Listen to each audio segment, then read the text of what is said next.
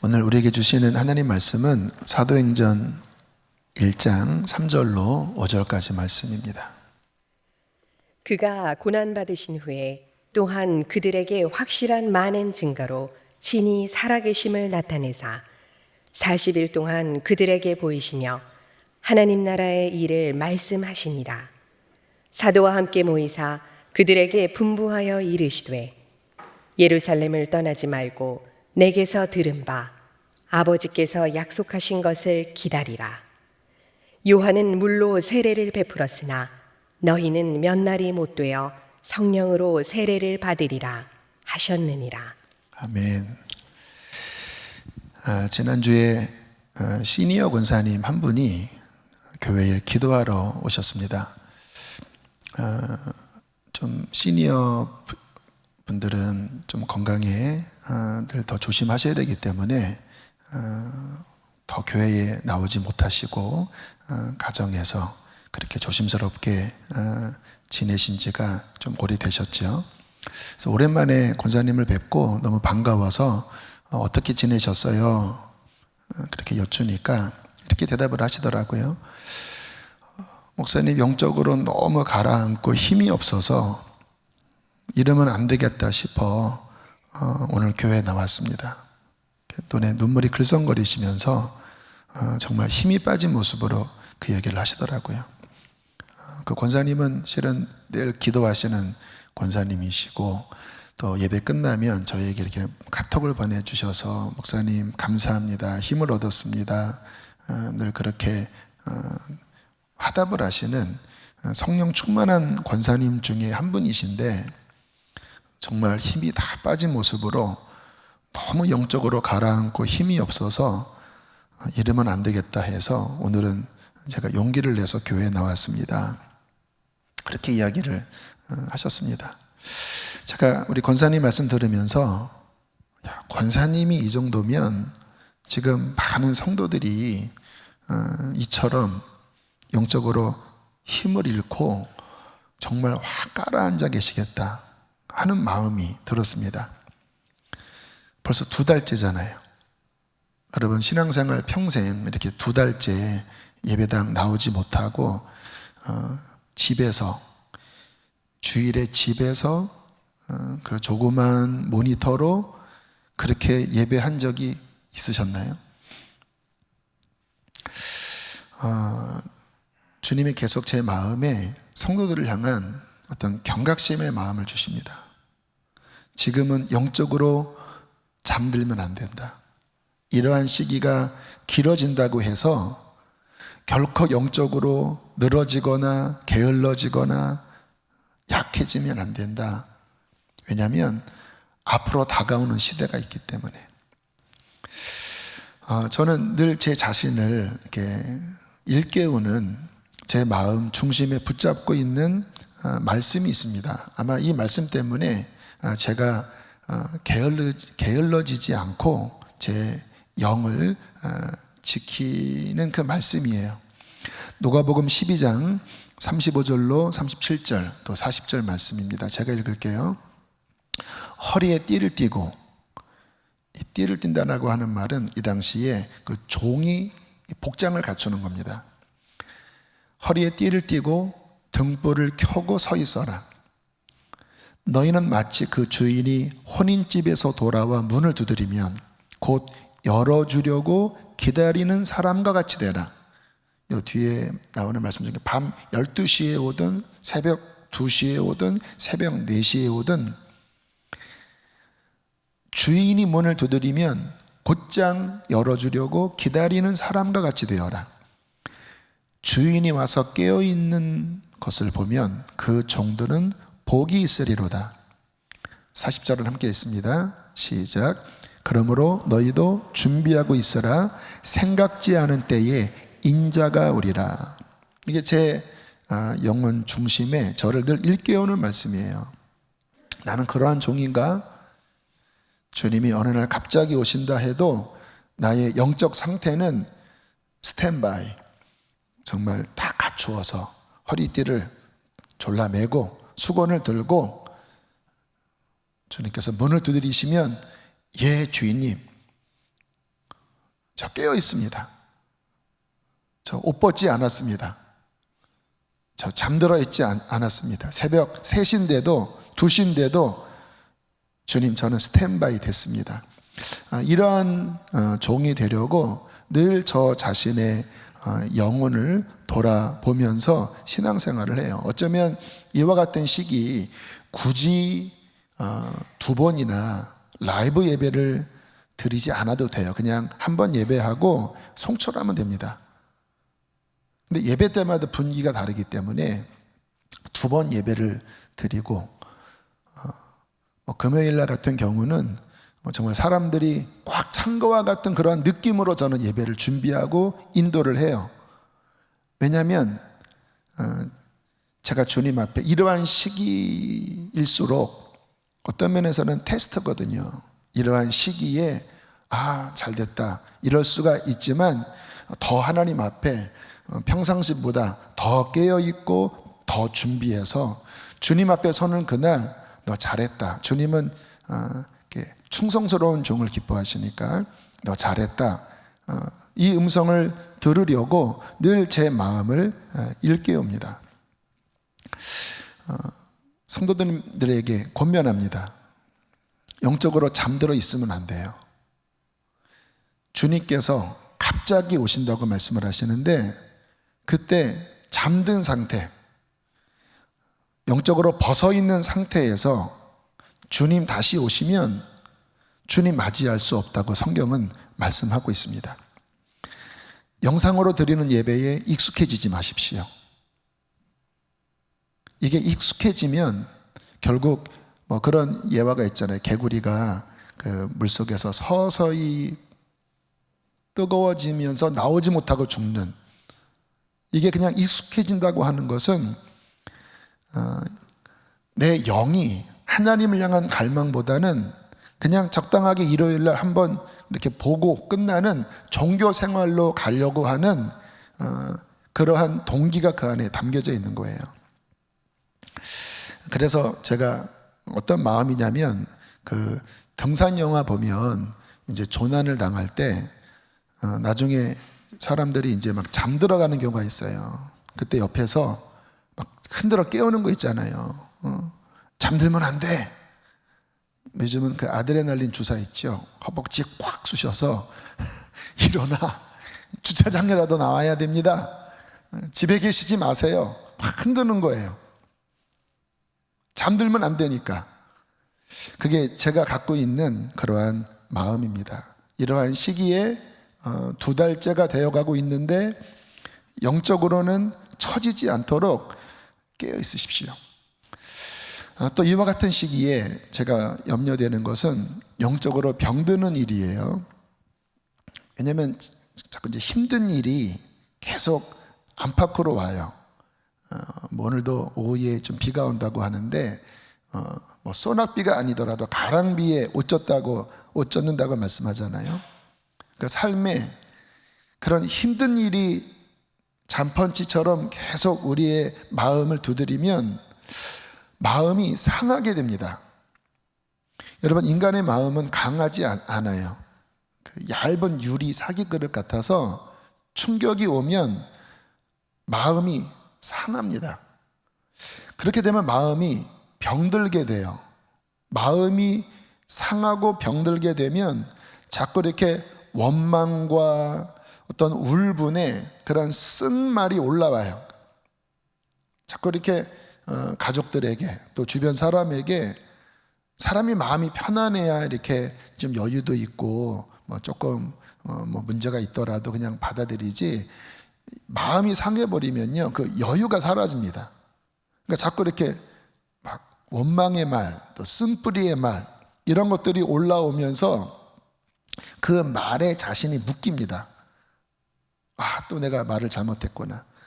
그러니까 영이 이렇게 부드럽고 또 이렇게 깨끗해져야 되는데 마음이 병들고 그런 병든 말들이 나가면서 그 영이 이렇게 묶이게 되는 일이 발생됩니다.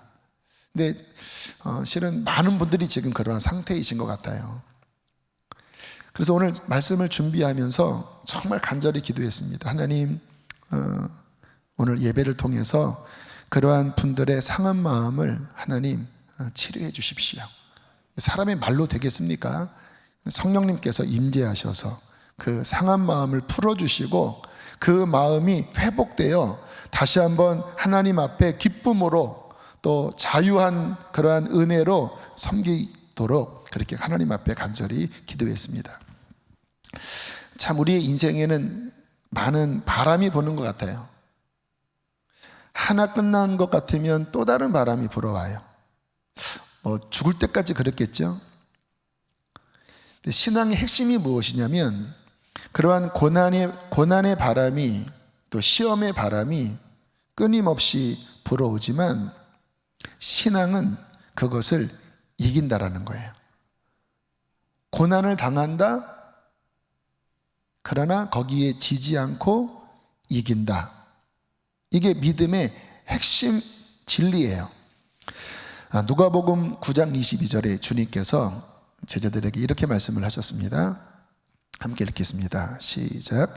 인자가 많은 고난을 받고 장로들과 대제사장들과 서기관들에게 버림받아 죽임을 당하고 제3일에 다시 살아나야 하리라. 이게 신앙의 핵심이에요. 주님께서 고난을 면제받지 않으셨습니다.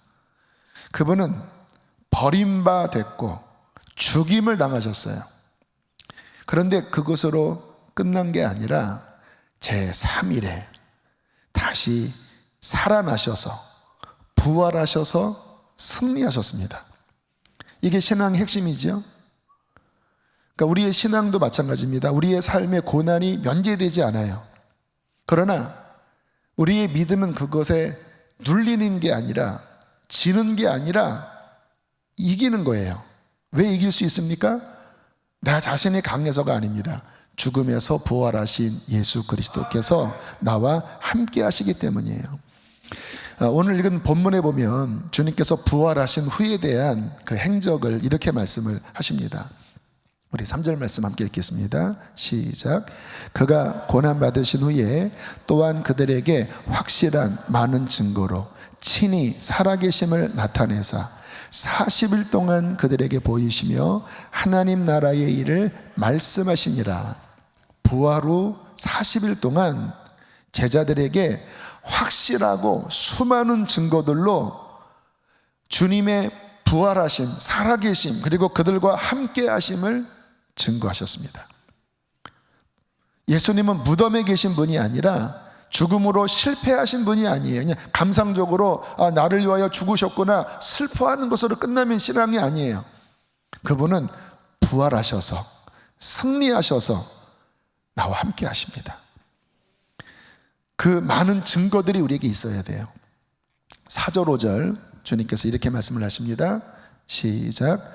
사도와 함께 모이사 그들에게 분부하여 이르시되 예루살렘을 떠나지 말고 내게서 들은 바 아버지께서 약속하신 것을 기다리라.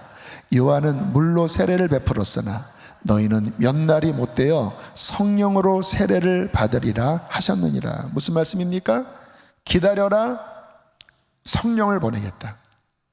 나는 이 땅에서의 나의 직임을 마치고 이제 승천하여 하나님 보좌에 앉지만, 보좌 우편에 앉지만 너희를 홀로 내버려 두는 것이 아니라 내가 나와 똑같은 보혜사 성령을 너희 마음 가운데 보내사 성령으로 세례를 받게 할 것이다. 이 성령님은 누구십니까? 예수 그리스도의 영이십니다. 주님을 부활시키신 승리의 영이십니다. 성령님이 나와 함께 하시는 게 예수님이 나와 함께 하시는 것이죠. 우리의 신앙은 무엇입니까? 고난을 이기시고 죽음을 이기시고 부활하신 예수님이 성령으로 나와 함께하는 거예요. 이 부활의 주님을 내 안에 모시고 주님과 동행하는 것입니다. 그러므로 우리의 삶에 고난의 바람이 불지만 우리는 지는 자가 아니라 그것을 주님처럼 이기는 자이지요. 제가 지난주에 한 영상을 보고 큰 은혜를 받아서 잠깐 그 영상을 소개합니다. 코로나 바이러스에 걸려 격리 치료를 받는 중에 하나님을 경험한 분의 간증입니다. 보도록 하겠습니다. Hello, folks. I just wanted to give you a bit of a testimony, a short testimony. I remember in one of the nights, there was 2 nights particularly in the hospital when I honestly didn't know whether I would make it or not. I was under incredible pressure, and I thought I was moments away from ending up on a ventilator, and the nurses and the doctors had hit me with all sorts of things and got drips up and all that they needed to do. But I remember those nights particularly really crying out to the Lord and asking Him to help me, and asking Him to somehow encourage my heart, somehow strengthen me, even supernaturally just do something that would encourage me and bring me through. And I had a night from hell. And that day and that morning, when no one else, and you got to understand this in the isolation ward, when no one else can get in, when no one else, no pastor, no friend, no family members, when no one else was allowed in, God sent a cleaner.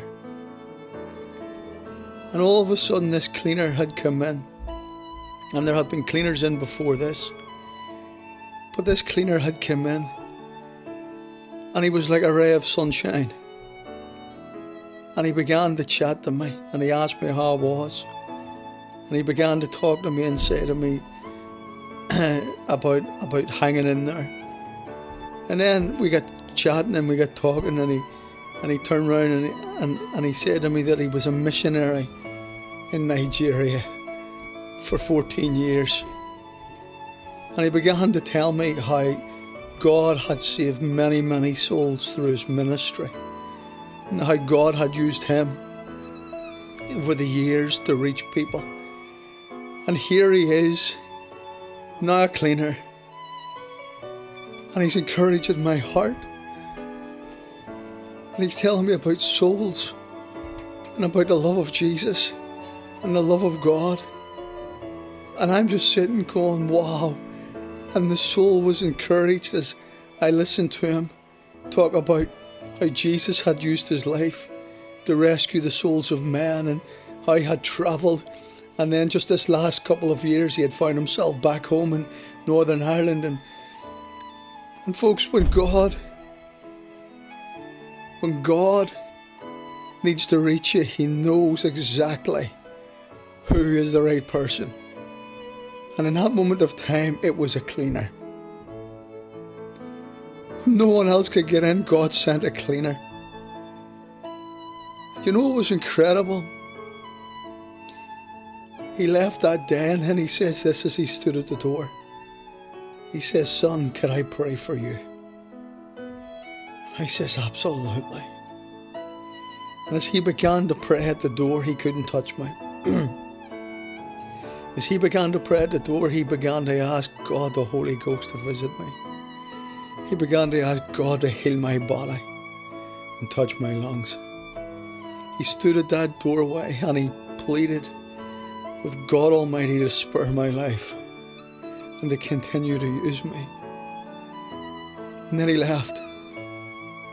And what was incredible was that after he left, he periodically would walk past my window and give me a thumbs up. And then that night, I remember I started to turn around. Could it have been the prayer of a cleaner? I don't know. The Bible talks about a righteous man availing in prayer. And that night, I began to desire a packet of prawn cocktail crisps, Tato. And I asked the Lord, because no one could get to me. And I says, "Lord, is it possible that you could get me a packet of prawn cocktail crisps and a tin of Coke?" Because that night I began to turn. And as I that night lay and just asked that question, I says, Lord, I'd love a packet of prawn cocktail. The next day, the next morning, the cleaner came. And he brought in a bag. And in that bag was 2 oranges, 10 of Coke, and a packet of prawn cocktail crisps. Tito, don't tell me that God doesn't know. God knows our every need. He knows every desire. And he just passed the bag through the door. He couldn't come in. And he just says it's a gift from the Lord. I sat up. I had them crisps. God is a God, folks, who is personal. And he knows the deepest desires of our hearts. And he knows what we have need of. I'll say it again. Jesus Christ is glorious. Thank you for hearing the voice of God. 주님 우리와 함께 하십니다. 우리의 소리에 귀를 기울이신 살아계신 주님이세요. 우리가 살면 느끼는 것은 문제는 한순간에 닥치더라고요.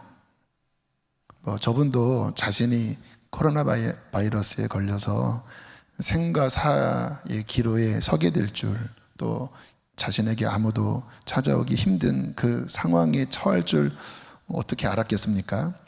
근데 이제 한순간에 그런 일이 닥치면 준비 안 된 우리의 마음으로서는 당황하고 또 한없이 낙심되기 쉽지요. 그러나 우리의 신앙은 뭐냐면 부활하신 주님, 우리의 기도를 들어주시는 살아계신 주님이 나와 함께 하시는 거예요. 그분이 나의 기도의 소리를 들으시고 그분이 나를 힘있게 하시며 그분이 나를 도와주시면 우리는 그 문제에 눌리고 주저앉아 있는 것이 아니라 부활의 주님의 능력으로 승리하게 되는 거예요. 그게 지난주의 말씀입니다. 너희가 세상에서 환난을 당하나 담대하라. 내가 세상을 이겼다. 나는 너와 함께 할 것이다. 그래서 우리의 신앙생활의 핵심은 내 자신이 강해지는 게 아니에요. 우리는 부족하나 부활하신 주님이 성령으로 나와 함께 하시고 그 부활의 주님의 도움을 날마다 입을 때, 그분의 손을 잡고 살아갈 때 오히려 환난을 당하면 우리 저분처럼 그 하나님에 대한 은혜의 간증이 될 수 있는 것이죠. 근데 궁금한 것은 뭐냐면 어떻게 그 부활하신 예수님과 저렇게 실제 동행하는 삶을 살 수 있는가? 새우 크리스피, 오렌지 2개, 코카콜라 1잔, 이게 대단한 일은 아니잖아요. 여러분이라도 한 20불이면 살 수 있는 그러한 보잘것 없는 거에 지나지 않지만 주님의 역사로 그런 것들이 왔다고 하면 그것은 큰 격려를 받는 거거든요. 결국 우리의 신앙생활은 나의 삶에 그 살아계신 하나님이 경험되어지는가, 나의 소리에 응답하시는 그 응답을 경험하는 부활의 주님과 동행하는 신앙생활인가, 아니면 불러도 대답 없는 이름, 그냥 나 혼자 교회 왔다 갔다 하고 신앙생활 봉사도 하고 하는 것 같지만 실제 지금도 살아서 성령으로 나와 함께 하신, 나의 소리를 들으시는, 나의 눌리고 낙심한 마음을 회복하시는 그 살아계신 주님을 만나지 못한다면 그러한 신앙으로 어떻게 이 마지막 환난을 이길 수가 있겠습니까? 그래서 우리는 이 부분에 신앙의 질문을 가지셔야 합니다. 나는 그 부활의 주님과 정말 동행하는 신앙생활을 하고 있는가?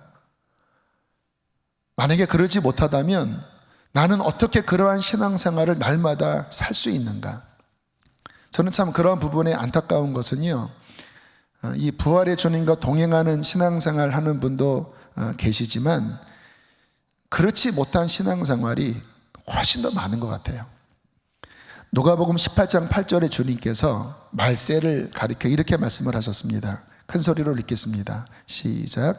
인자가 올 때에 세상에서 믿음을 보겠느냐? 혹시 여러분에게 하시는 말씀 아닙니까? 내가 세상에 다시 올 텐데 너에게 믿음을 볼 수 있겠느냐?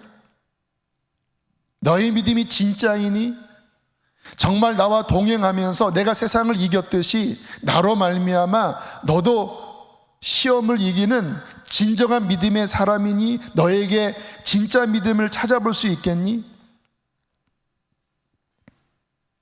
이 세상에 그리스도인은 많은 것 같은데 진정한 믿음은 마지막 때가 다가오면 다가올수록 더 찾기 힘듭니다. 홍수가 나면 물이 더 부족하다고 해요. 먹을 물이. 여러분, 믿음은 무엇일까요? 예수를 믿는 주님께서 마지막 때에 찾으시는 진짜 믿음은 무엇일까요? 여러분, 예수 믿는 것, 세례 받은 것은 무엇이냐면, 또 성령 받은 것은 무엇이냐면요, 좀 따라 하실까요? 나를 십자가에서 내려놓고 이제 오직 예수님으로 사는 것이다. 이게 정말 나에게 적용되는지를 다시 한번 비추시면서 다시 한번 따라해 보실까요? 예수를 믿는다는 것은 나를 십자가에서 내려놓고 오직 예수님을 믿음으로, 예수님을 의지함으로 매일 사는 것이다. 이게 신앙이에요. 주님이 찾으시는 신앙. 그게 세례의 의미입니다. 이게 그리스도 안에 있다라고 하는 의미예요. 좀 더 이 부분을 구체적으로 말씀을 드리면, 이 나를 내려놓고 이제 예수님 의지하며 산다고 하는 출발점은 회개에 대한 분명한 우리의 반응이에요. 회개. 왜냐하면 회개는 나로 사는 것을 돌이키는 거거든요. 나의 의지와 나의 생각과 내 뜻으로 살았던 것 자체가 죄라는 것을 느끼는 거거든요. 여러분, 성경적인 회개는 사람의 기준에서의 회개가 아닙니다. 세상 도덕, 이 땅의 일반적인 어떤 사회의 기준으로는 이곳에 계신 분들은 회개할 게 없는 분들이 아마 많으실 거예요. 그러나 성경적인 회개는 하나님의 관점에서의 회개입니다. 그럼 기준이 전혀 달라져요. 여러분, 하나님의 관점에서 보면 사랑하지 않는 것이 죄이고 용서하지 않는 것은 아주 심각한 죄입니다. 여러분, 주의 가르친 기도, 우리가 주기도문이라고 하지요. 거기에 뭐라고 말씀을 하십니까? 마태복음 6장 12절 함께 읽겠습니다. 시작.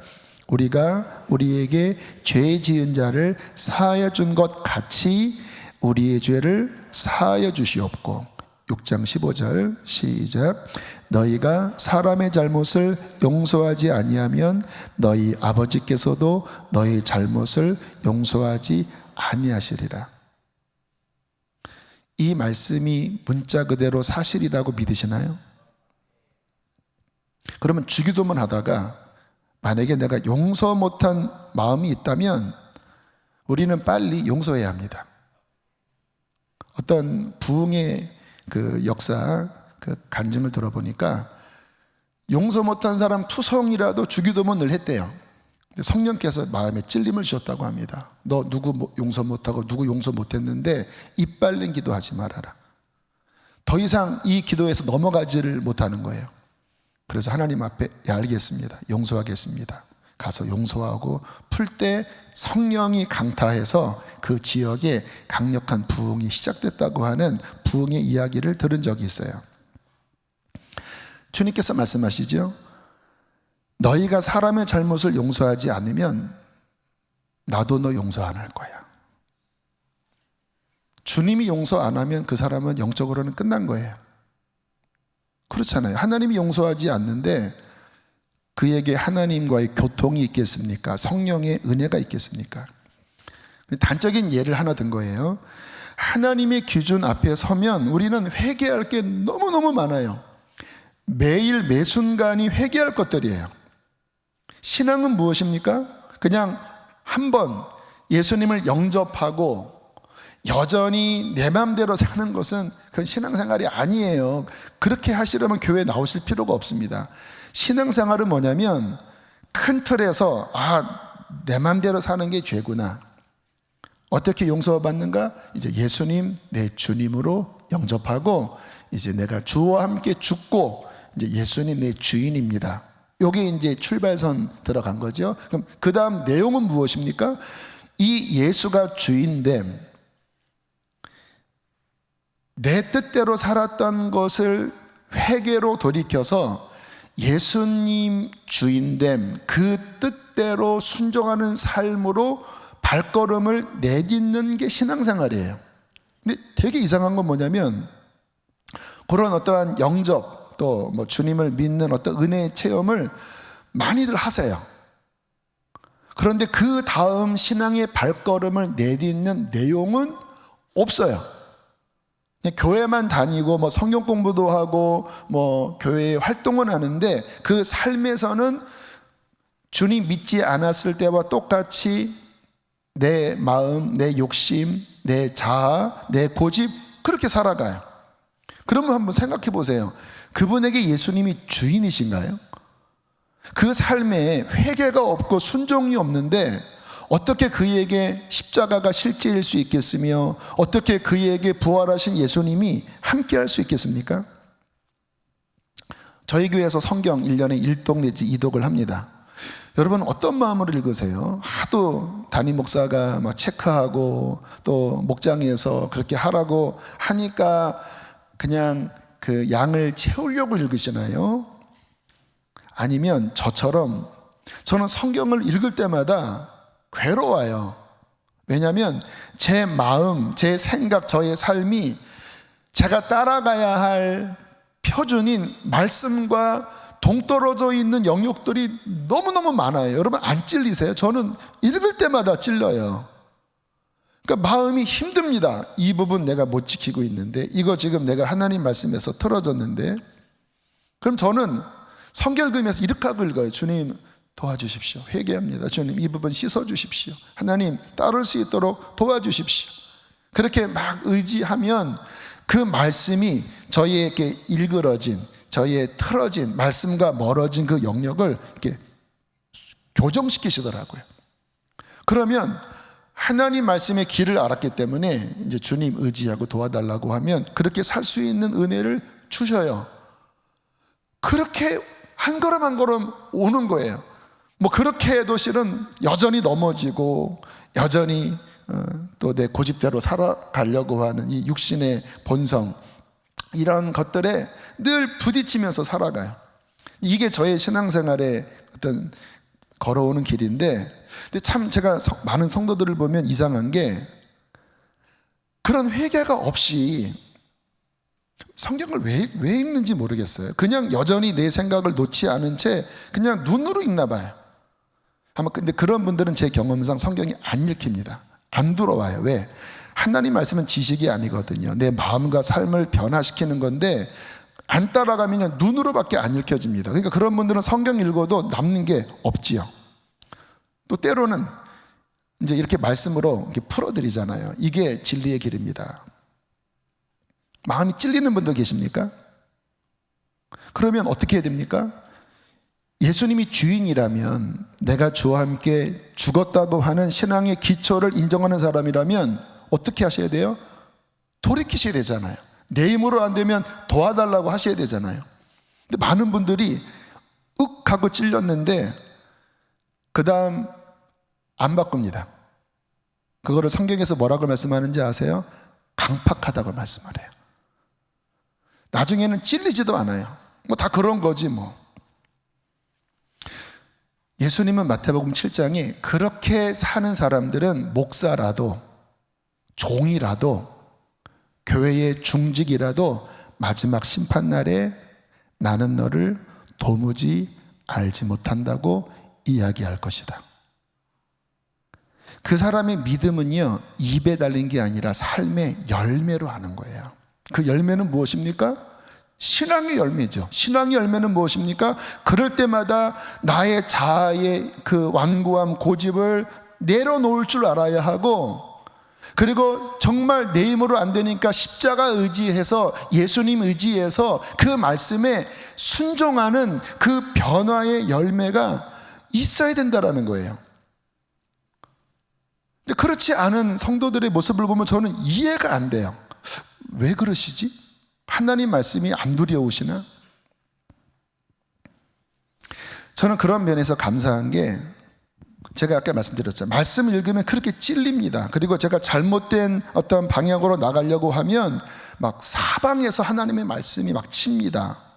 막 쳐요, 정말. 저는 두려워지기 시작해요. 저도 인간인지라 왜 죄의 욕구가 안 일어나겠습니까? 또 왜 안 넘어지겠습니까? 그런데 하나님의 두려운 말씀이 저를 사방에서 공격을 합니다. 그러면 저는 그 말씀 앞에 두려워해요. 하나님을 경외하는 것. 여러분, 우리의 신앙에 하나님을 경외함이 없다면, 하나님을 경외한다고 하는 것은 말씀을 경외하는 것입니다. 하나님 말씀을 경외함이 없다면 절대 이 육신의 본성의 그 끈덕진 죄의 성질을 제가 아는데요, 하나님 경외함이 없으면 그 사람은 순종 안 해요. 왜냐하면 너무 강해요. 하나님이 말씀하셔도 이 자아는요, 팔짱 딱 끼고 싫은 거 싫은 거예요. 그런데 하나님을 경외하면 나 자신을 꺾을 줄 알아요. 십자가에 내려놓을 줄 아는 거예요. 저는 며칠 전에 하나님 앞에 정말 진심으로 기도했습니다. 하나님, 저의 첫 번째 소원은 죄 안 짓고 하나님 앞에 진실이 순종하는 종으로 서는 것입니다. 주님, 목회 성공 안 해도 괜찮아요. 주님, 비전, 다음 세대에 대한 비전이 있고 선교에 대한 비전, 북한 선교 비전 있잖아요. 주님, 그거 안 이루어져도 괜찮아요. 제가 주님 앞에 서는 그날 실패한 종, 내 자아를 따라가다가 죄 짓고 넘어진 종으로 서지 않고, 주님, 깨끗한 그릇으로 순종하는 종, 순종하는 종으로 주님 앞에 서게 해주십시오. 이 기도를 진짜 진심으로 드렸어요. 어떤 분은 목사님 그렇게 그런 것은 초신자들이 하는 기도 아닙니까? 쉽지가 않아요. 예수님을 인격적으로 만난 지가 33년 이상이 됐습니다. 주님 만나고 저는 20살 때부터 정말 성령님을 따라가려고 몸부림치는 삶을 살아왔고, 말씀을 깊이 연구해 왔는데, 그리고 목사까지 되었는데, 나 자신을 내려놓는 삶은 여전히 힘들어요. 사도 바울이 이렇게 고백을 했습니다. 고린도전서 9장 27절 말씀 함께 읽겠습니다. 시작. 내가 내 몸을 처 복종하게 함은 내가 남에게 전파한 후에 자신이 도리어 버림을 당할까 두려워함이로다. 저 이 고백 전 진짜로 합니다. 제가 많은 사람들에게 은혜를 끼치고 구원했다 할지라도 제가 저 자신을 쳐서 복종하지 않으면, 말씀 앞에 저를 끝까지 쳐서 복종하지 않으면, 저를 십자가 앞에 내려놓는 이 삶을 날마다 훈련하지 않으면 저 지옥 갈 수 있어요. 사도 바울의 이 고백은 그냥 이렇게 객기로 하는 말이 아니에요. 정말 하나님 앞에 두려운 마음이 든 겁니다. 나도 버림당할 수 있구나. 근데 이 싸움이 쉬운 게 아니에요. 나를 내려놓는 싸움이 왜 쉽겠습니까? 하나님 말씀을 그냥 이렇게 다른 사람 비유해 보면 그거 왜 못 지키나 하는데요, 그게 내 상황이 돼서 내 자존심과 결부되고 나의 이익과 딱 결부되면요, 바뀌어집니다. 꺾기 싫어해요. 그러니까 인자가 세상에 올 때에 믿음을 찾기 힘든 거예요. 교인들은 많고 목사들은 많고 교회에 내려놓는 사람들은 많은데, 사람들 앞에서는 천사의 말은 하는데 막상 자기 자신을 내려놔야 할 그 상황이 되면 내려놓는 나는 죽고가 안 되는 거예요. 나는 죽고가. 성경 지식은 많은데 그것이 나의 삶에 십자가를 통과하는 순종이 안 되는 거예요. 그러니 어떻게 그의 삶에 부활의 주님이 동행하시겠습니까? 바울이 뭐라고 이야기했는지 아세요? 주와 함께 죽으면 주와 함께 살리라. 죽음이 통과되어져야 그 다음에 부활의 주님과의 동행이 있는 거예요. 왜 요즘 주님의 임재가 왜 이렇게 없습니까? 왜 마음이 컬컬하고 답답하고 마음이 딱딱하게 굳어 있습니까? 죽음이 통과가 안 되니까 그런 것은 아닌가요? 그래서 정말 주님과 동행하는 사람들은 기도밖에 할 수 없어요. 기도밖에. 왜요? 내 힘으로 할 수 없어요. 시편 145편 18절 말씀 이렇게 말씀하십니다. 함께 읽겠습니다. 시작. 여호와께서는 자기에게 간구하는 모든 자 곧 진실하게 간구하는 모든 자에게 가까이 하시는도다. 나를 내려놓는 삶, 하나님 말씀을 따라가는 삶, 그래서 성령님과 함께하는 삶은 우리의 결단으로 안 돼요. 신앙의 이력으로도 안 돼요. 날마다 나의 부족함을 깨닫고 진실하게 하나님께 간구하는 것입니다. 주님, 저는 부족합니다. 하나님이 아니면 나를 내려놓을 수 없습니다. 주님, 순종하도록 도와주시옵소서. 진실하게 간구할 때 하나님은 부활의 능력으로 그와 함께 해주세요. 저는 정말 저 자신을 생각해 보면 부족한 게 너무너무 많아요. 인격적으로도 그렇고 실력적으로도 그렇고. 근데 저는 기도합니다. 이 말씀 준비하면서 저의 그 모습을 한번 잠깐 보여드릴까요? 컴퓨터 앞에서 제가 앉아서 1시간을 이루고 있습니다. 1시간을. 그냥 머리로 하면은 쳐져요. 근데 그걸로 안 되니까 하나님 1시간을 넘게 한 줄도 나가지 않고 그 앉아서 계속 이러고 있는 하나님 도와주십시오. 하나님 도와주십시오. 주님 도와주십시오. 저도 왜 마음이 상하고 지칠 때가 없겠습니까? 수시로 와요. 근데 저는 그것을 뚫는 기도를 합니다. 몸부림치는 거예요. 하나님 도와주십시오. 이 상태로 제가 강단에 설 수 없습니다. 하나님 도와주십시오. 30분, 1시간 막 찬양도 하고 하다 보면 어느 순간에 확 뚫려요. 그러면 주님의 그 손길이, 아까 웨이메이커 찬양 보면 주님이 우리 가운데 역사하시네, 주님 만지시네, 그런 가사가 나오는데 정말 성령님께서 저의 마음을 만지시면 그 상했던 마음이 풀어지더라고요. 눈물이 나고 다시 기쁨이 샘솟고, 이런 기도를 통해서 돌파하는 훈련을 저는 오래전부터 해왔어요. 뭐 군대에서는 군장 메고 막 훈련하다가 잠깐 쉬는 시간에 무릎 꿇고 남들 여기서 담배 피우고 있을 때 저는 약간 몸털어서 거기서도 이러고 있어요. 이러고 군장 메고 철모 쓰고 이러고 있어요. 얼마나 세상 사람 보기 미친 짓이겠습니까? 근데 이렇게 안 하면 살 수가 없으니까. 30대 부목사 생활을 하면서도요, 제 방에서 저는 의자에 그냥 이제 이렇게 듀오백 흔들리는 의자지만 거기에 무릎 꿇고 거기서도 기도해요. 그 당시 청년들이 저의 그 모습을 되게 신기하게 생각했대요.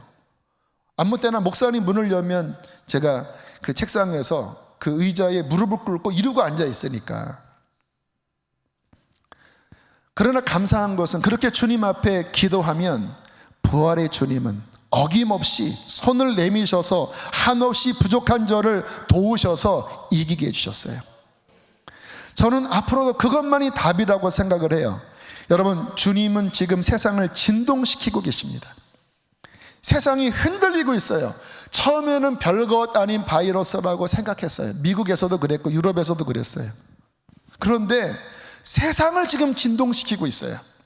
이 코로나 바이러스로 인해서 초래할 그 경제적인, 또 이 세상의 지형의 변화가 도대체 얼마나 클지, 그런 것을 연구하는 학자들은 상당히 우려하고 있습니다. 그런데 어쩌면 지금의 이와 같은 시험은 앞으로 올 것에 비하면 극히 작은 것일 수도 있다는 거예요. 시험의 때가 옵니다. 성경을 보면 그러한 때에 서로 잡아서 팔고 서로 싸우고 그러한 어떤 신앙인들의 실족하는 일들이 벌어질 것이라고 말씀을 해요. 여러분, 그러한 시험의 때에 누가 이기는지 아세요? 한 사람밖에 없어요.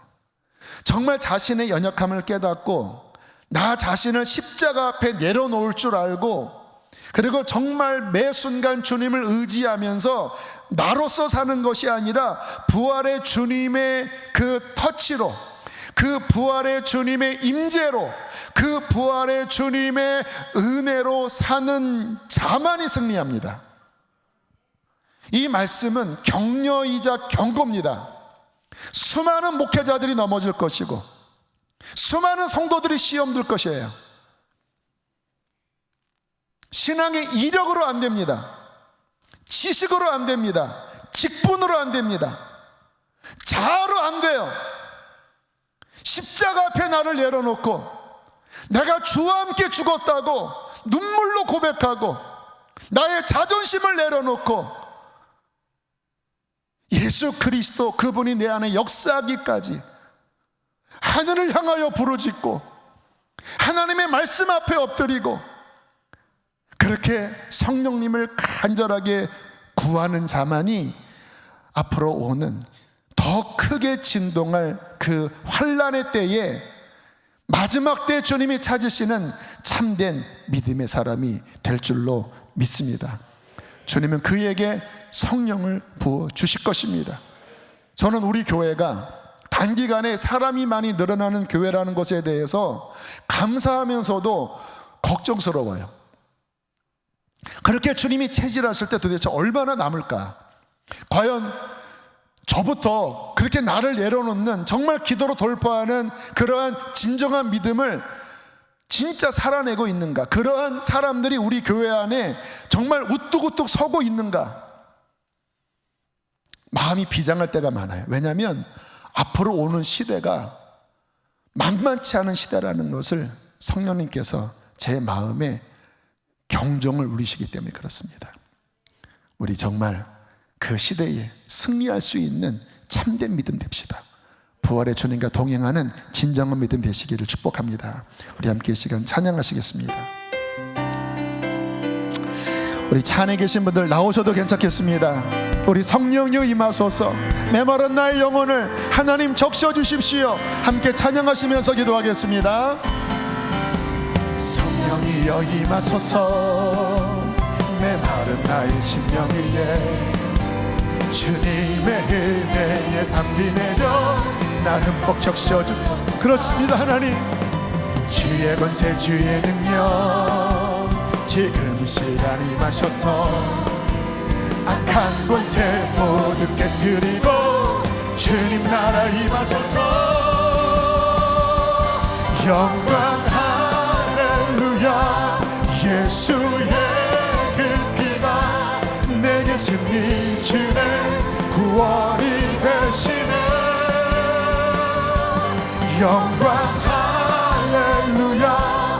예수의 이름이 능력되네 소망이 돼. 우리 한 번 더 성령님 임하여 주십시오.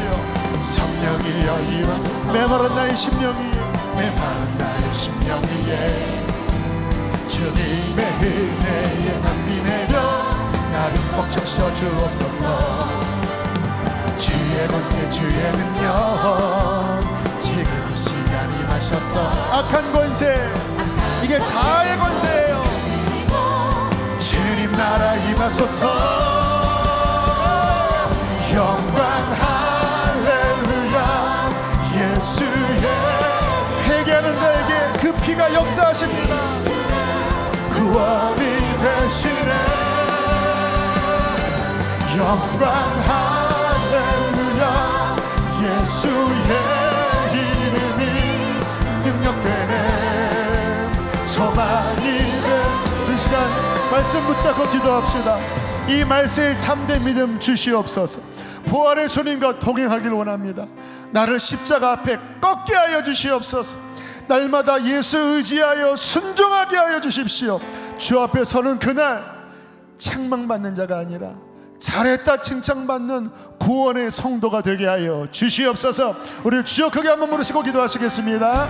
주여 할렐루야, 할렐루야. 살아계신 하나님 아버지, 내가 그리스도와 함께 십자가에 못 박혔나니 그런 적 이제는 내가 사는 것이 아니요 오직 내 안에 그리스도께서 사시는 것이라. 이제 내가 육체 가운데 사는 것이 나를 사랑하사 나를 위하여 자기 자신을 버리신 하나님의 아들을 믿는 믿음 안에서 사는 것이라. 주여 믿음을 주시옵소서. 믿음을 주시옵소서. 믿음을 주시옵소서. 주여 주여 나를 내려놓길 원합니다. 나를 십자가 앞에 내려놓길 원합니다. 주여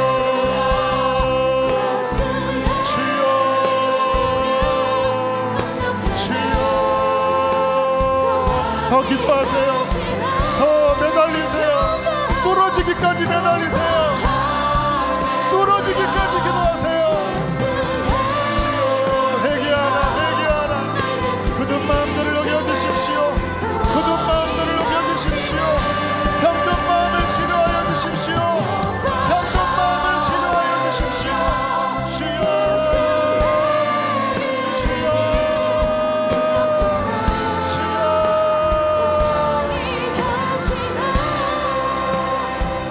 하나님, 인자가 세상에 다시 올 때에 믿음을 보겠느냐 탄식하신 주님 앞에 하나님, 우리의 연약한 믿음을 회개합니다. 주님, 이러한 시험 앞에 벌써 우리의 영혼은 가라앉아 버렸고 병들었고 굳어져 버렸습니다. 하나님의 말씀을 따르기보다는 자아를 따랐습니다. 그러면서도 하나님을 두려워하는 마음도 없이 완악하고 교만하게 살았습니다. 주님, 회개의 영을 부어주십시오. 회개 속에 우리의 자아가 깨어지게 하여 주시고 회개하는 마음에 성령을 부으셔서 부활하신 예수 그리스도의 능력으로 겸손히 주님과 동행케 하여 주시옵소서. 마음이 상한 자들이 너무나 많이 있습니다. 성령님, 그들의 마음을 어루만져 주시어서 위로하여 주시고 회복하여 주시고 감사와 소망이 넘치게 하여 주시옵소서. 기도의 문이 닫혀져 가는 자들이 너무나 많이 있습니다. 다시 하늘의 기도의 영을 부으사 이 어두운 시대에 부르짖게 하여 주시고 기도로 돌파할 수 있는 믿음의 용사들이 되게 하여 주시옵소서. 부활의 주님, 우리를 떠나지 아니하신다는 약속을 신뢰합니다. 다시 말씀으로 일어나 주님 십자가 붙잡고 나아가겠습니다. 성령의 충만함으로 함께하여 주십시오. 귀한 예물 봉헌합니다. 기쁘게 흠양하여 주시고 언제나 그랬듯이 이 예물이 아름답게 쓰여지고 성도들의 삶이 어려운 시절이지만 보호받게 하여 주시옵소서. 코로나 바이러스로부터 사랑하는 성도들을 주의 보혈로 주의 날개로 덮어 주시고 교회도 주님 구설수에 휘말리지 않도록 보혈로 덮어 주시옵소서. 몸이 아픈 자들이 있습니다. 주님, 그 병상에 함께 하셔서 일으켜 주시고 치료하여 주시고 회복하여 주시옵소서. 이제는 우리를 죄에서 건지신 예수 그리스도의 은혜와 그 크신 하나님의 사랑과 보혜사 성령님의 교통하심이 오늘 십자가 붙잡고 예수로 살기로 결단하며 돌아가는 성도들에게 충만히 함께 하시기를 축원하옵나이다. 아멘.